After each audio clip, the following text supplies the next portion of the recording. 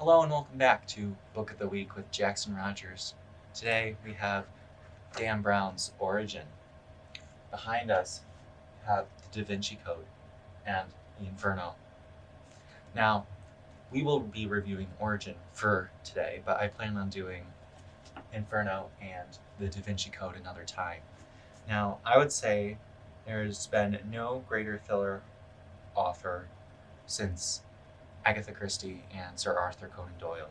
It's truly a great mystery series, and it follows through Robert Langdon on his wonderful journeys.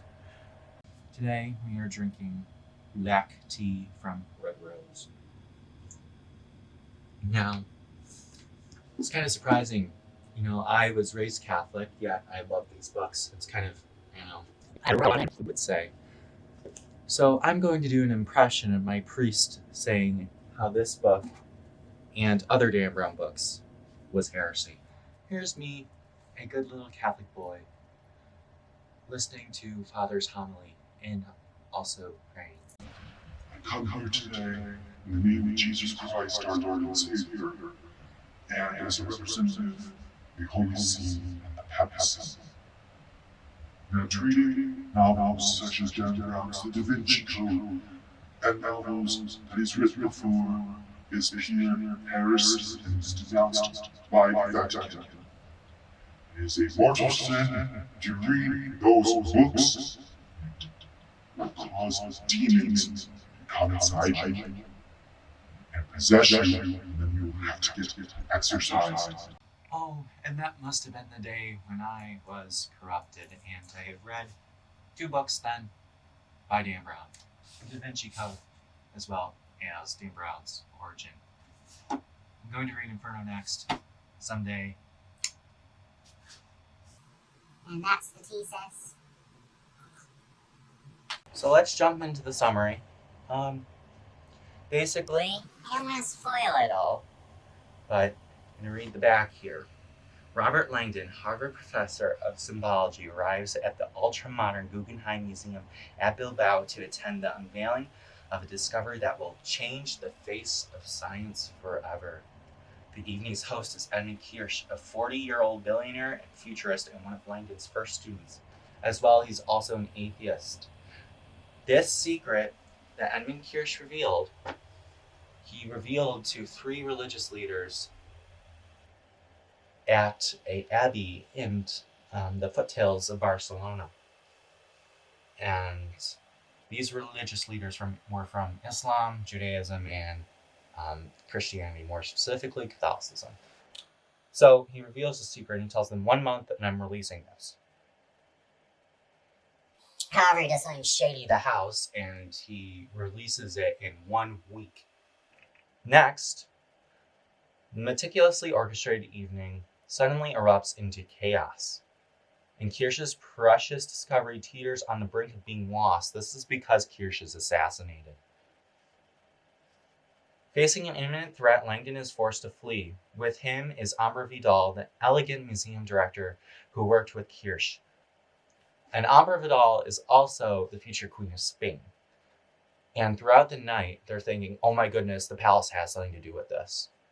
They travel to Barcelona on a perilous quest to locate a cryptic password that will unlock Kirsch's secret.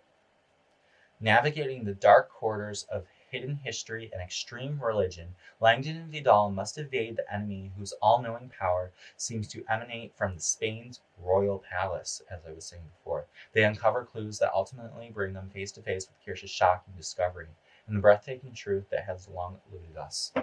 So, Edmund Kirsch is assassinated by this guy named Luis Avila, who is a Francoist, a very ultra-conservative Spanish military man. He does not like atheism at all, or science. He loves his religion, and he will stop at nothing to protect it. Furthermore, he is chasing down Ambra Vidal and Robert Langdon because he realizes that they have Edmund Kirsch's phone and they're going to release his secret. So they're going to do this, and he needs to stop them. So going back to Robert and Ambra, they are extremely upset that their friend has been assassinated. And Ambra feels guilty because she feels that she caused this because she didn't do a background check on Avila before he was entered on the guest list by her husband, the king, the future king. So they go on this mission. They realize that Edmund has an apartment at Casa Mila, a famous Gaudi architectural work in Barcelona. So they're going to Barcelona. They get to his apartment, which is the whole top floor of Casa Mila. It's like an art museum, more or less. And they're trying to find a poem.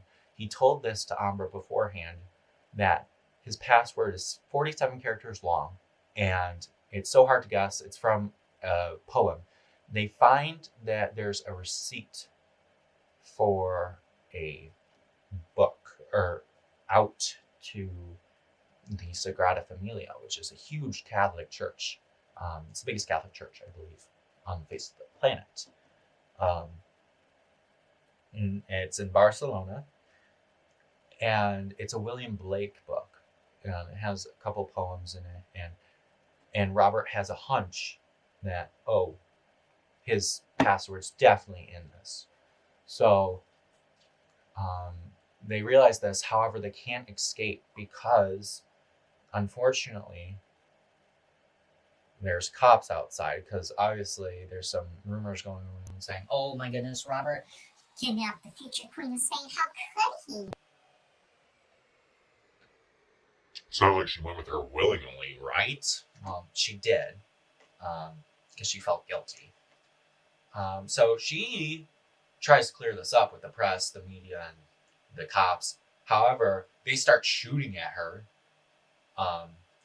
and she drops a phone. And more specifically, it was Mr. Hirsch's phone.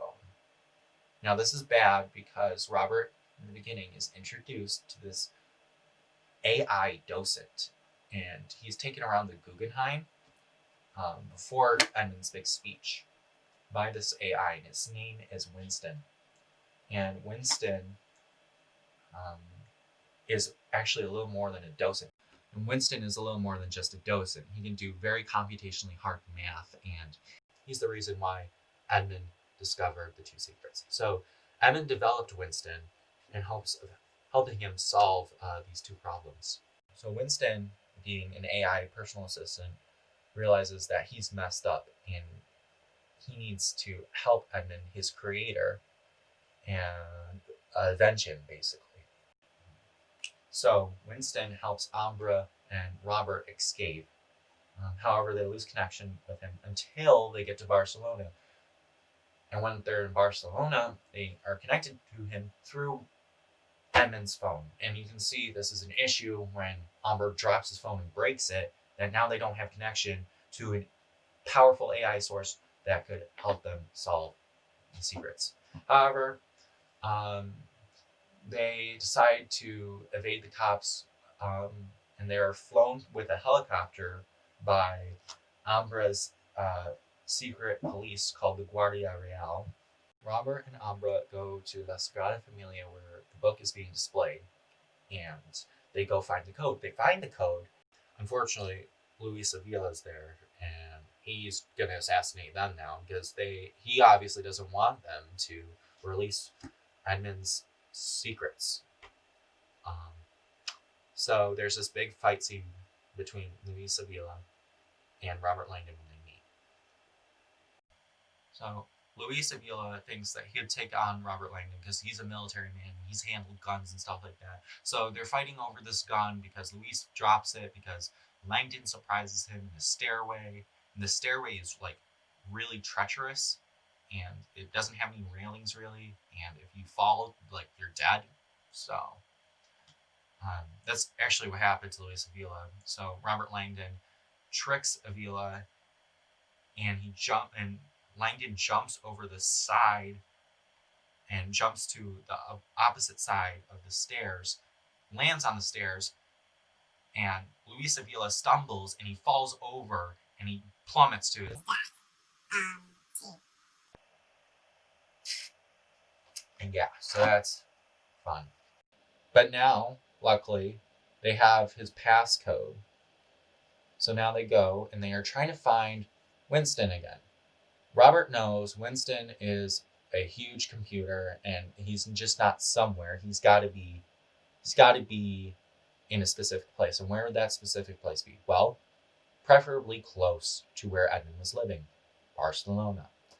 So Robert finds Winston and where he's living through a painting at the Guggenheim that Winston produced, and he was shown. And it's actually a map, and it shows him where to go and find Winston. So he finds Winston, they find Winston, they release Edmund's secret presentation. So once Robert and Amber release the statements of Edmund Hirsch, they are shocked to hear what he says. He says that life started by basically a chemical soup, and due to the conditions of Earth at the time, life spontaneously appeared, and and then evolution took place, and that's how it happened. No God needed, apparently. Then he states his next question that he was going to answer, where are we going, is even crazier than where do we come from. He states that humans are merging with technology, and we are becoming a species that is mixed with human and technology, and soon there will be no humans, but there will be this just technology humanoid creature, I guess you could say.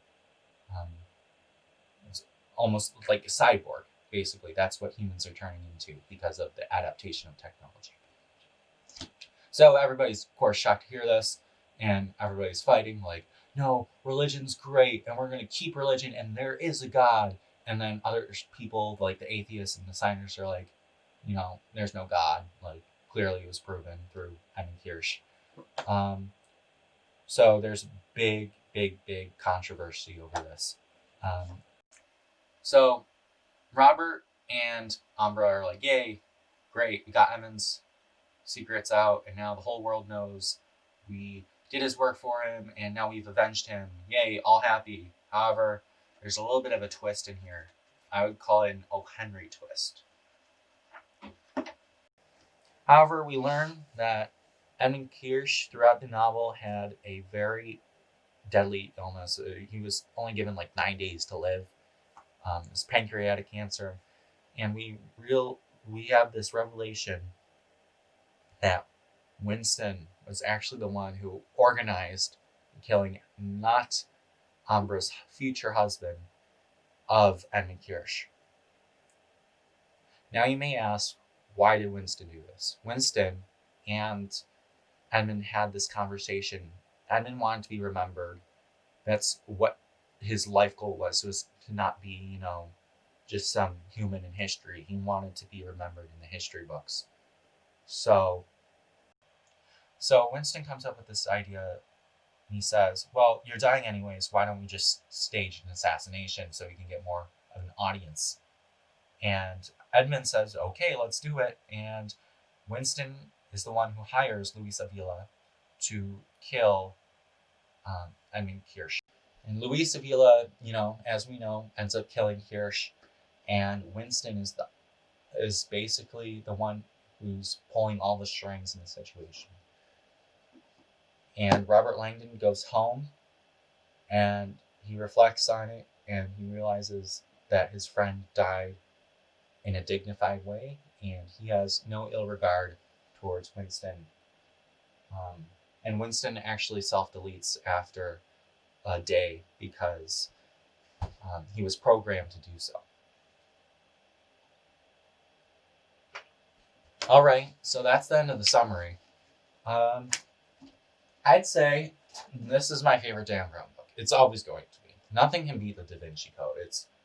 It's so fantastic. It's so good. I mean, I couldn't put this book down. However, when I do say that, I couldn't put this book down either. I kid you not, I'd read 200 pages a day. It's just so good. I've had this epiphany, you could say, when reading is I can't put Dan Brown books down. I cannot speak more highly of this book. It is so good, and it's so adventurous, and I just love it. It's so great, and even when being told you should read these books because it's Satan's work.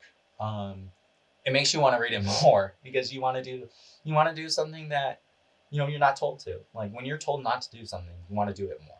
I'd recommend it to everybody because I think he's a very, very, very talented writer, and he just has this ability to draw people into the story, and like it's almost like a Netflix show where you cannot just stop watching. You have to keep reading. I'd be reading for 6 hours in this book in one sitting. Like I'd read from probably like 6 o'clock to 12 o'clock at night because it's so good, and well, also I have nothing else to do. So, but it's really, really good, and I'd recommend it. I give it a 10 out of 10. I just love the fact that all his books, Robert Langdon is traveling around the world, and when doing this, Dan Brown is almost putting in a gothic element of describing the architecture, the artwork, and the history behind the place. It's so overdeveloped. It's an overload of information, but at the same time, though, it makes you feel like you're in that place at that time. And there's so many historical tidbits. It's so interesting to me, and that's what I really love about this book, and Robert Langdon books in general, is that the places where he visits, Dan Brown doesn't fail to research and go in depth on the history behind the places. I learned a lot, especially about Franco. I'm a very big fan of World War II, and Franco was a very big player during World War II. It was very interesting to hear about how Spain recovered from the Francoist revolution, and the history behind it. It's just so well developed, and even though these books are fiction, the history behind them that's buttressing the whole story is fantastic. And I always love art history too, and I feel like the Da Vinci Code went into way more detail on that. However, Origin has a couple good ones too, but it doesn't play as major of a part as art does in the Da Vinci Code. So that's why I really do like Dan Brown novels, and I can't say anything bad about them. So yeah, I'd recommend it to anybody. Here's a quote I really like from Origin. At this point, Robert Langdon and both Amber Vidal are questioning their belief in a higher power. So Amber starts off with, "Enough spiritually," she said. "It is enough to live in a universe whose laws spontaneously create life, or do you prefer God?" She paused, looking embarrassed. "Sorry, after all we've been through tonight, I know that's a strange question." "Well," Langdon said with a laugh, "I think my answer would benefit from a decent night's sleep. But no, it's not strange. People ask me all the time if I believe in God. And how do you reply?" "I reply with the truth," he said. "I tell them that for me, the question of God lies in understanding the difference between codes and patterns." Amber glanced over. "I'm not sure that I follow you." "Codes and patterns are very different from each other," Langdon said, "and a lot of people confuse the two. In my field, it's crucial to understand their fundamental difference." "That being?" Langdon stopped walking and turned to her. "A pattern is any distinctly organized sequence. Patterns occur everywhere in nature: the spiraling seeds of sunflower, the hexagonal cells of a honeycomb, the circular ripples of a pond when a fish jumps, etc. Okay, and codes? Codes are special," Langdon said, his tone rising. "Codes, by definition, must carry information. They must do more than simply form a pattern. Codes must transmit data and convey meaning.